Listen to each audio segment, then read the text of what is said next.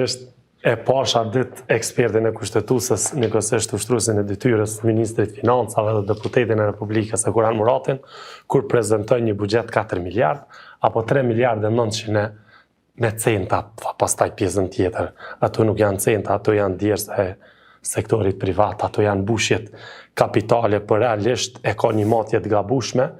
Realisht këta gabojnë për tu avancu me vën, sepse këta e kanë ngrit një buxhet 4 miliard që në prill ta bojnë 5 miliardë diçka. Sepse me punën e tyre është rrit buxheti për 1 miliard. E realisht është buxheti mashtrimit, sepse buxheti i Republikës të Kosovës me mbushjet të cilat i ka paralajmëruar dhe janë planifikim duhet jetë 5.2 miliard. Edhe kur them 5.2 miliard, 3.3 miliard janë mbushjet që priten të mbushën llogarit nga doganat, se po citohet gjithmonë i suksesshëm, 3.3 miliard na vinë nga doganat, 1 miliard e 160.000 e kemi te prit buxhetore. Kemi një varfëri të lartë, kurse neve na tepron buxheti 2025-ës 1 miliard e 160.000, 160 milion nuk është prekjeq. E kap inflacioni 4% për 3 muaj, 5% për 3 muaj, këto humbje nuk i merr parasysh as kryeministri dhe as ministri. Dhe kur ja shtojmë këto dyja, ne e kalojmë buxhetin cilën është paralajmëruar nga kryeministri dhe ministri. Vetëm 3.3-shin me 1.1, vetëm të hyrat që i kemi pas në 2025 dhe mos shfrytëzimin e buxhetit 2025 që kalon për 2026, ne i kemi 4.4 miliard. Duke mos harru që 500 milion na vinë nga pjesa doganore me hyrje, borxhet nga BÇK-ja apo kredite këqija, fitimet nga kredite qytetarëve që mbushin llogarit, edhe 3 milion na vinë nga trustit dhe 600 milion na vinë nga Kesko, që janë për tatimet nga pjesa energjisë elektrike. Domthon, buxheti i Republikës të Kosovës për 2026, nëse kanë vesh edhe sy, këta qytetarë ta shohin edhe këtë mashtrim, është 5.2 miliard. Dhe si pas këto llogaritje, nëse rritja e buxhetit ka kapacitet me 3.8, siç është paralajmëru, sepse këta e kanë paralajmëru 4.4, nuk më thonë asnjëherë nuk do të prekën në 3.6. Sot, në këtë muaj kemi mrit në 3.1. Ka qenë 2.9 para 60 dite, tash jemi me 3.1. Domethënë na nevojiten edhe 3 muaj që të mrinë të 3.6, po asnjëherë të 3.9%. Dhe nëse kemi një buxhet të cilën ne paralajmërojmë 5.2 miliard me një rritje ekonomike 3.8, atëherë ne kemi kapacitet për rritjen e pagës minimale vetëm 65 euro në vit. E kuptove? Dhe paga minimale nuk guxon ta kaloj 415 euro me buxhetin e 2026-s. Dhe kur e gjejmë pagën minimale, dhe kur e gjejmë buxhetin e Republikës, dhe kur e gjejmë rritjen ekonomike, atëherë i gjejmë edhe shtresat e rritjes pensioneve. Paga minimale paralajmëron që diçka, që qytetari deri në atë pikë ka komoditet, të veproj, të ushqehet, të punoj. Dhe ne si ekonomista ulemi dhe godasim me përqindje. Asnjëherë paga, asnjëherë pensioni i kontributës nuk guxon të jetë më i vogël se 25% pagës minimale. Ku bjen me kuptu që pensioni me këto kushte duke marrë inflacionin vetëm deri në 5%. E kalon mbi 5% këto bin. Domethënë ne duhet të luftojmë që ta mbajmë inflacionin 4 deri në 5% me këtë import të lartë, sepse importin e kemi të rritur 100%, kurse eksportin 1.2%.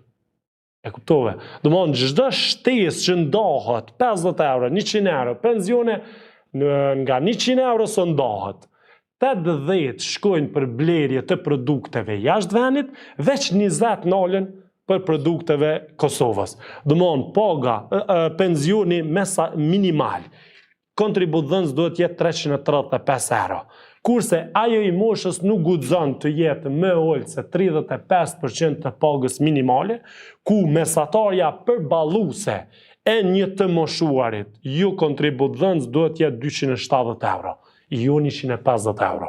Po kjo është edhe një ngecje që nga viti 2008 janë rrit pensionet, pagat jo. Pagat janë rrit pensionet jo. Pagat janë rrit pensionet jo. Dhe kjo është kriju kjo vakumi 150 euro diferencë, apo 160 euro. Do më thonë, sot një më shumë do t'i merë minimal 270 euro nëse ne kemi një inflacion vetëm deri në 5%. Kurse koeficienti pagës nga 190 euro, kur e dim që kemi pas një rritje buxheti në vlerë 1.3 miliard, për dallim me buxhetin e 2025-2026, atëherë kuptojmë që koeficienti i pagës për vitin që hymë në 2026, shteti mundet me garantu një rritje në 14,60 €. Këta e proklamojnë si 15 do t'jetë një luftë e mirë, po të rritet koeficienti për 15 euro në 2026, po ajo mesatarje që nuk do t'a dëmtonte buxhetin është 14,60 €, nga 190 euro do t'jetë 124 euro, nëse institucionet kanë proklamu një buxhet original cilën edhe garantojnë edhe tyrat. Por jo, ta kemi një shtrirje. Kur themi pse ne jemi të suksesshëm, ne duhet t'i tregojmë qytetarit se kjo qeveri ka marrë në 2020 inflacionin me 0.2. E ka dërgu në 2021 me 3.3, 2022 11.6, 23 me 4.94, 24 1.6 dhe 2025 ta nuk mund të mbyll në 3%. Çka është kjo? Kjo është meritje ekonomike. Ky kryeministër dhe ky ministër në 2021 e ka marrë rritjen ekonomike 10.7%. Për një vit mandat e ka ngrit në 4.3, në 4.1, në 4.4 dhe tash po e dorëzon me 3.8%. Kjo është ajo që na i përmendum vetëm inflacionin dhe rritjen ekonomike. Inflacioni dhe rritja ekonomike me një herë marrim shpërtën e konsumit. Do ta shohemi çka është 2022 ta 11.6%. Shporta e konsumit në 2021, një familje 4 anëtare hijezim 5, konsiderohet fëmija, hijezimi 5 konsiderohet fëmija në moshën 3 vjet. Një familje 4 anëtar deri në 5, në 2021 ka pas 265 euro ka mujt me dalë në fund muajit. Shportën e blerjes dhe shtetit e ka pas 265. Në 2022 350. Far dallimi gati 100 euro. Pse? Sepse 11% inflacioni. Do më thonë, parosa se pagës i ka vlera gati për 11%. Do më thonë, qa ke ble 1 euro ka kushtu 1,20 €. Ofër 1,20 €. Në 2022, 350, 2023, 405, 2024, 515 dhe sot, një antar i familjes me 5 antar, të njëjtën me 2020 nuk mund t'ja del në vlerën 675 euro. Do më thonë, duhet t'i ketë minimal 675, duke u konsideru vlerën sa ja merr shteti. Vetëm për rrymë, ujë, higienë, tatim prun, dokumentacione, transport dhe karburante udhëtuese.